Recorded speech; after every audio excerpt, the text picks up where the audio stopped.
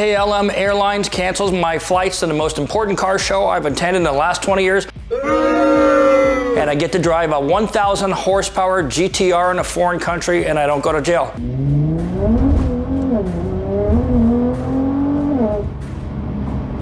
All this coming up right after the break. I don't know if you know this, but I actually now have a merch store, and if you haven't checked out the video description below my videos, then you're missing out. Currently, I've got a pack full of movie quote t-shirts, and more styles are being added every month, and new items are in development right now. So have a look, see if there's anything you like, and wear it with pride. The link is in the video description below.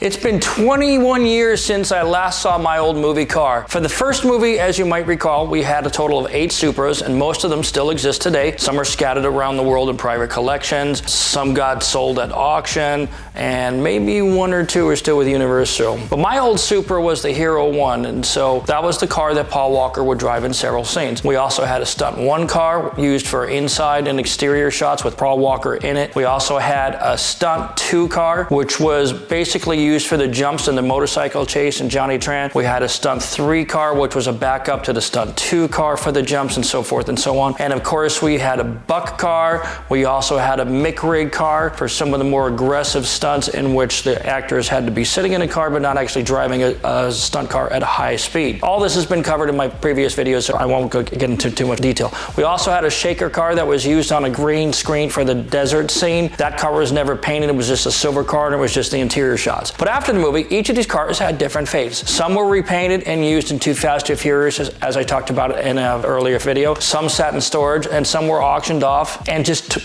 2 decades passed like it was like that. But of course, my car was returned to me after the movie, and about a year later or so, I sold the car to a fellow by the name of Nick, who lives in Belgium, who later sold it to a private collector in Holland, which of course is also called the Netherlands for those people who don't know. However, over the years, this private collector in Holland amassed a collection of at least 6 other movie cars. He occasionally put these cars on display in shows in Europe, but the time was never right for me to hop on a plane and fly over there for a weekend show. It just wasn't in the cards, and some 20 years passed. I was supposed to actually see this car in 2019, but COVID shut down many countries around the world, including in Europe, so I had to wait for the next opportunity. And a couple months ago, my friends over at Chrome Cars in Germany reached out to me and said, hey, we're going to this event called the 100 Auto Live Show in Rotterdam, which is a little bit southwest of Amsterdam in Holland. And they invited me to come. So working with the event promoters, Patrick and Ronald, arrangements were made, and my wife and I purchased airline tickets, and we were all set to go, or so we thought. 2 days before our flight, we got an email in the middle of the night saying,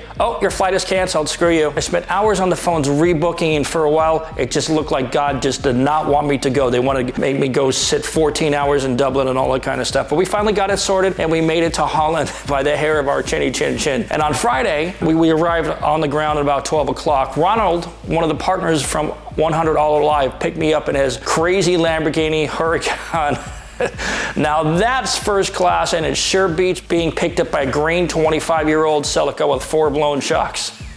That's the way to treat your guest. Okay. Anyway, up until a few days before the event, I was under the impression that my Supra would probably be at the show. But when I got there, as I walked around, I just didn't see it. It turns out that the owner of my Supra was set to come to the show, but the Supra was maybe not coming, or maybe could come because it hadn't been prepped. They didn't have, it was kind of short notice and so forth, and it probably needed some service. So I was fine with that, but a little disappointed that I probably wouldn't see the car. So I just went about my business and started getting ready for the show. But late on Friday afternoon, Chris from Chrome Cars walked me over to where all the cars were sitting in the back wall, and they were all covered with black drapes. He pulled back the drape on one of the cars, and it was my old Supra.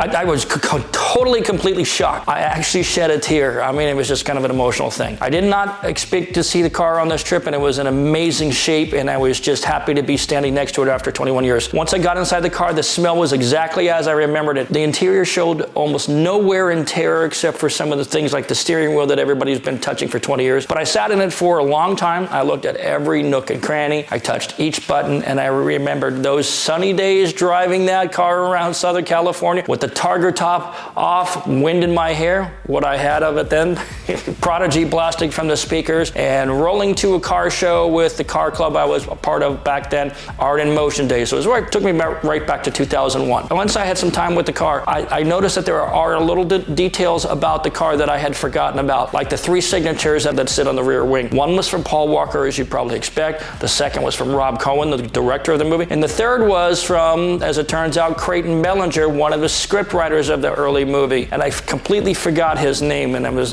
just memories fade over 2 decades. And as the show opened on Saturday morning, fans came pouring in, and I'm not kidding, pouring in. About 40,000 people were at that event over the weekend. It was crazy. Many of the people that walked by the Supra had no idea that the Supra was the actual Hero 1 car driven by Paul Walker. Apparently, people in Europe are accustomed to only seeing replicas and so forth. And of course, most people didn't recognize me from my 10 seconds of fame as a race war flagger. Why would they?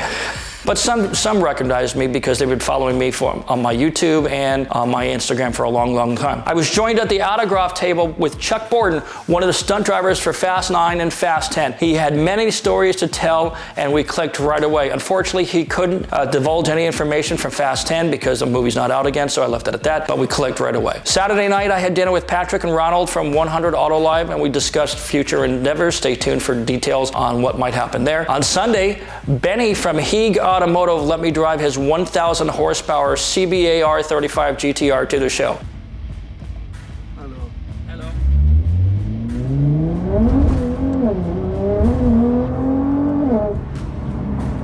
That thing was a beast.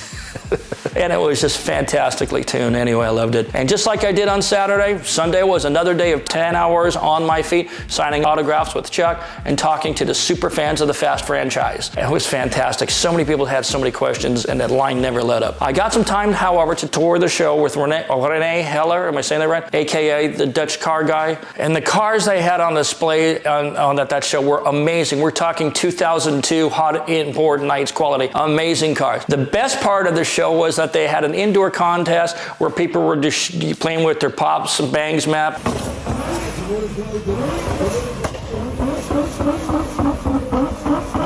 Shooting flames, trying to get the most distance, the most fire, and the most noise. This, as you know, could never be done in the United States because the fire marshal will shut you down. It would never happen. The vast majority of people I talked to basically told me that the first Fast and Furious movie was responsible for getting them into the car hobby. A couple people actually told me that the movie even inspired them to open a tuning shop. Others told me that the movie was responsible for making them fans of Japanese tuner cars instead of any other type of car. Let me tell you this, the Japanese tuner car scene is alive and well in Northern Europe, and these people are passionate, and it brings me back to how people were here in America back 21 years ago. Unfortunately, though, I couldn't drive my old Supra this time. The car had suffered a fuel pump failure just before the show, and there was just no time to fix it because it's buried under the stereo equipment and so forth. But maybe next time I will be able to get a ride in it, or maybe even drive it, but we'll see. And then on Sunday afternoon, I finally got to meet the current owner of the Hero 1 Supra, a very private guy, and he is a lovely lady, and